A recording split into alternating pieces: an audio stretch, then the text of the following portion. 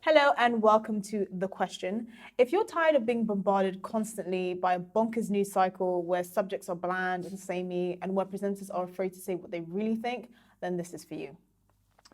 So we start with The Question, a show where we ask one question that you didn't know that you wanted the answer to, until now, that is.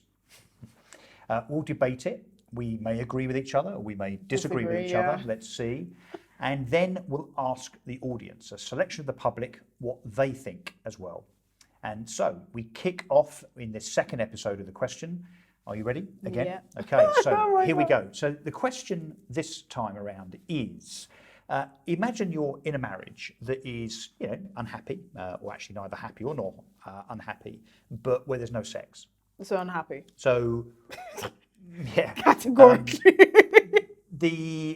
Either the wife has abstained and therefore is imposing that abstention on the husband, or vice versa. It doesn't matter which way around this is. But for all sorts of reasons, you stay together, right? Either financially or because of the kids or whatever it might be. Is it okay to be unfaithful?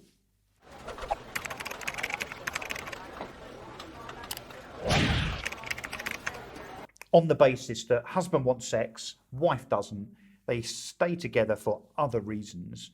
Is it okay for the husband, and again, this can be around the other way, to be unfaithful? Or indeed, to go to prostitutes? I think it's okay if you have that agreement.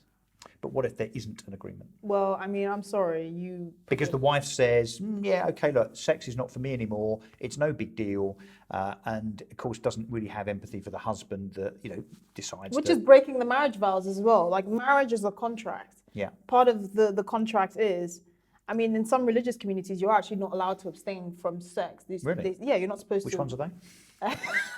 I mean, I know in the Bible, you're not supposed to deprive each other. And even in, I think, the Quran as well. I think the point is, if you've married someone, like, have a little bit of, not sleep with your husband because you feel sorry for him, but you realize that you're putting your husband in a tricky situation. I'm saying this, if I was a guy, I absolutely would. And if you ask me any questions, I'll try and be respectful about it and keep it out of your face. But what if not? What if the wife, for whatever reason, is, it could be a medical thing rather than just an abstention? Yeah, but then that's is it not okay voluntary. for the guy to wander? That's not voluntary. If it's for a medical reason, again, it depends on how long she's been ill. Some guys will say, if you get over a certain weight, if I'm no longer attracted to you because you've blown up, is that an argument? Well, I think, yeah. Well, and then, so again, it is an argument. Same question. Can the wife then go off and sow her oats elsewhere on the basis that her husband has decided to say no time and time and time again? I'm going to say this as someone that is very aware that the feminists will lynch me for this. Again, as they always do, no. And the reason why I say no is because I think men and women are different. I think if women are going out, if your wife... So are you saying you think the answer's different depending on whether you're a man or a woman? Exactly. Wow. And the reason why... I know. And look, I completely own it. What happened to equality? I didn't fight for that, please. I completely own it. And the reason why I say this is because if a woman is cheating on her husband, she's checked out of the marriage, period. I think men are far more capable than women of having sex with someone and not even remembering their name the next day. I generally think that men are capable. You don't think women are wired to do the same? I think if she is, she belongs to the streets and she's very damaged and she's probably had a lot of practice. Like, you have to overcome a lot of biology to do that as a woman, because it's not in our nature to want to sleep around. You've obviously not been to Essex. It's... we think there's one rule for one gender. Why?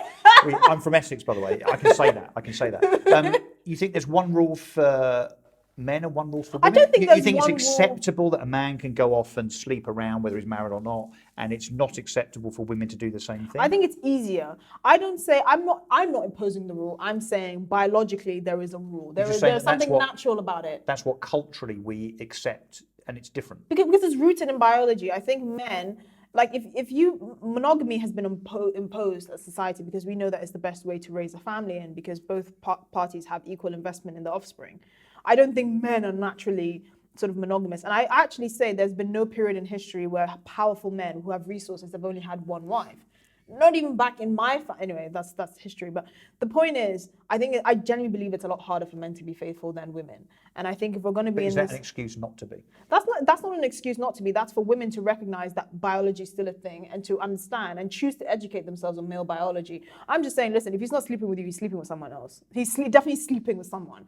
If he's not having sex with you, he's still having sex. So I'm just saying, as much as you can help it, keep yourself in shape, keep yourself attractive, and Wow, I can hear the keyboards. just get, and you know what? I don't think it's a bad thing because really you should enjoy it too. It shouldn't be a chore for you to have sex. Like I genuinely think if you're. So do you think man that doesn't want to have sex with wife or wife that doesn't want to have sex with man, you think they should just put up with it and do it regardless, just I to think keep it also their depends partner on happy? the frequency as well, because there's some men that are like they want it like 15 times a day or whatever.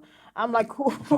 Michael Douglas. You should have that conversation with your significant other, and I think you should have that conversation going into the marriage, saying, "Listen, I just can't keep up with demand. Supply cannot keep up with demand. Realistically, I have things to do, so I don't mind if you, step out so far as you do not give me any STDs. So don't bring any kids let me home." just push a little bit further then. So do you think if a woman doesn't have sex with the husband then has a green card? Do you think he has a kind of an excuse to go off? I do think that's an And it's argument okay, you can successfully But you make. think it's okay? I do think you can Because, successfully make it. so here's where I'm going to go further. Oh, God. Do you think it's the wife's fault that a husband goes off and is unfaithful? Partly, yeah. Oh, wow. No, I genuinely think. Look, More if you're getting keyboards, into more if you're keyboards, getting more into a keyboards. contract with someone, which is what a marriage is, whether you like it or not, you can put all the fluff But around sex isn't in the vows, is it? it. to love, to have and honour, to hold. obey, What do you have think the and to hold? hold. What do you mean the holding bit is? Shopping. Shopping To on a hold. Saturday morning. You need to hold your husband, ladies, tight. Okay. Interesting. So should we find out what the public think? Okay, yeah. Oh my God. And I'm so gonna get killed by the feminists. Yeah, but look, that's what this is about, right? So you won't hear this on What the do you BBC. think, by the way? I don't think it's okay. Really? Yeah, I don't think it's okay. I think that if you're not compatible because of sex or whatever, you might have other reasons to stay together. But I think if it's that important You need to keep working on it. you split up. I don't recognise But the that. big debate is, is sex the most important thing in a marriage? Which means that if you're not sexually compatible, it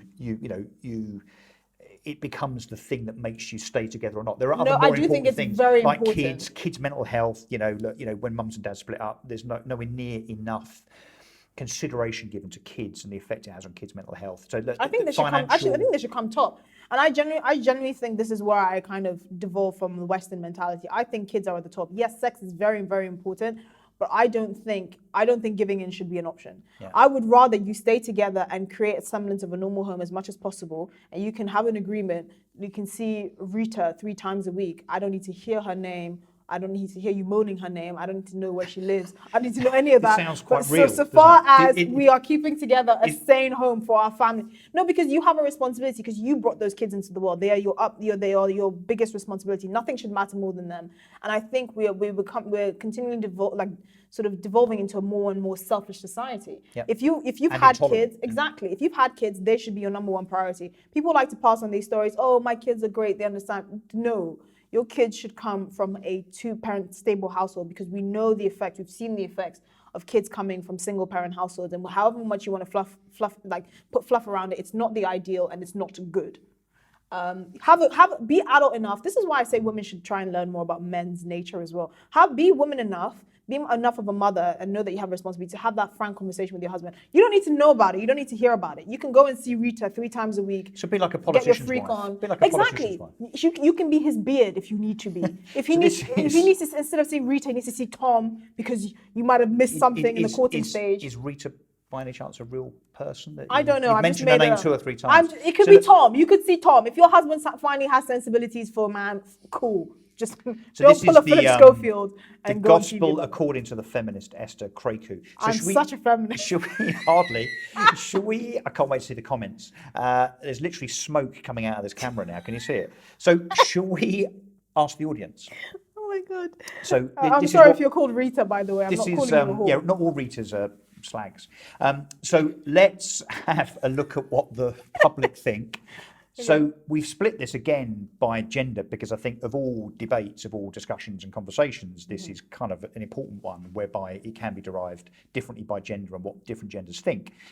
So what do you think? I'm not sure if you've seen this actually. What do you think men think about the question of is it okay to be unfaithful? I think more men would agree and feel like a How far many do fewer you women. think? How many do you think? Probably closer to half. And the reason why I say this is because men get it, because they know themselves, right? It's just women that are refusing to say, oh, if he cheat on me, he ain't nothing. Listen, you need to fix up and understand that you're not dealing with someone that thinks like you or feels the things men you are from do. Mars and all that. So 16% of men think it's okay to be unfaithful if you're in a sexless 16, marriage. 16. really? Okay. But 20% of men are on the fence. Shame on you, men. Of the 500 that we surveyed this morning, 20% don't know. So that's 36% of men don't have a definitive no, a definitive negative when it comes to answering the question about fidelity in marriage if your marriage is sexless. I bet they wouldn't reveal this and be honest about this to their wives, though.